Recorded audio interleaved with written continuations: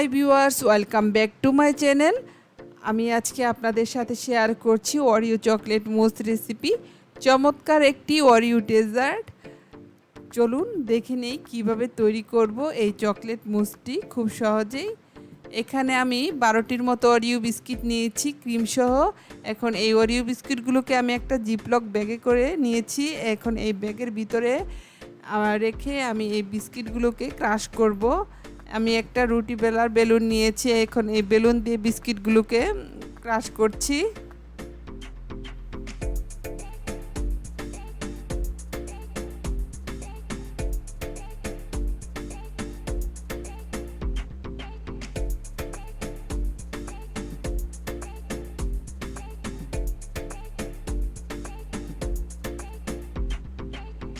Crush করা biscuit আমি একটা প্লেটের মধ্যে ঢেলে নিচ্ছি।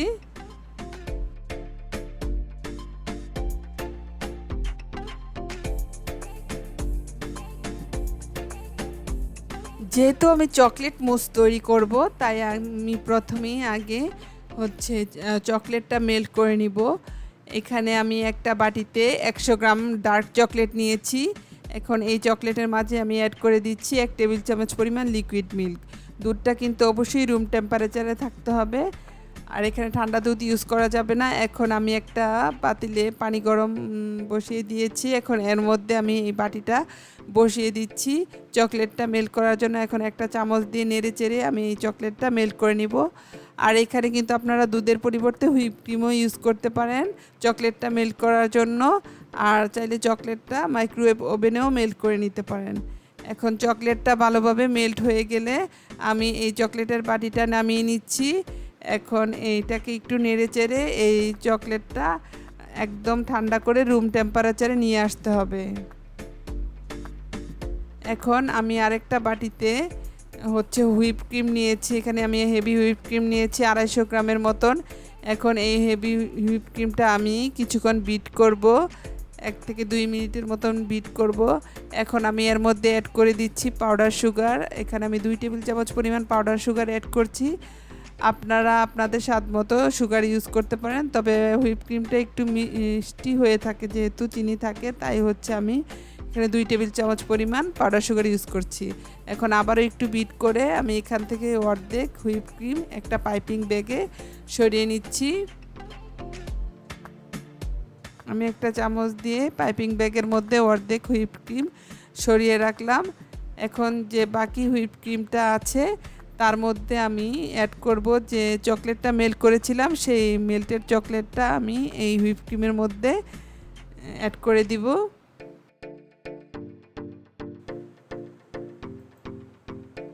এখন আমি এটা আবারও কিছুক্ষণ কয়েক সেকেন্ডের মতো বিট করে নিব।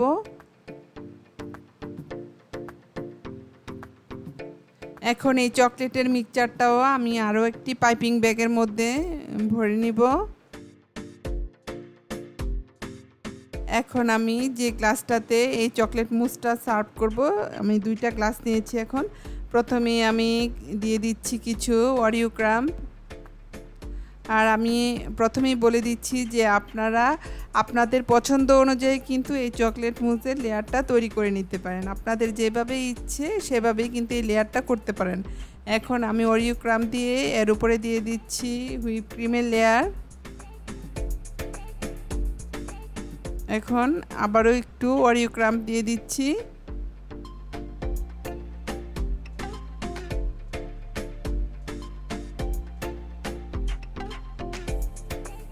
এখন এর উপরে দিয়ে দিচ্ছি চকলেটের লেয়ার। সেম ওয়েতে আমি বাকি লেয়ারগুলো করে নেব।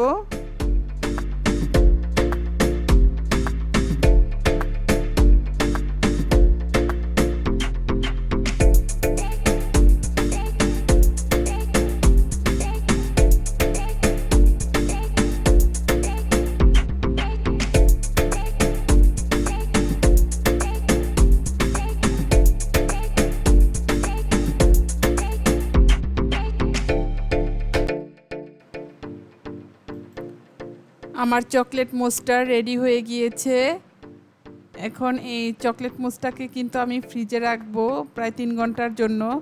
আপনারা অবশ্যই এই চকলেট মুসটা সার্ভ করার আগে ফ্রিজে রাখবেন। আমি 3 ঘন্টা পরে ফ্রিজ থেকে বের করে নিয়ে এসেছি। এখন আমি একটু কেটে দেখাচ্ছি।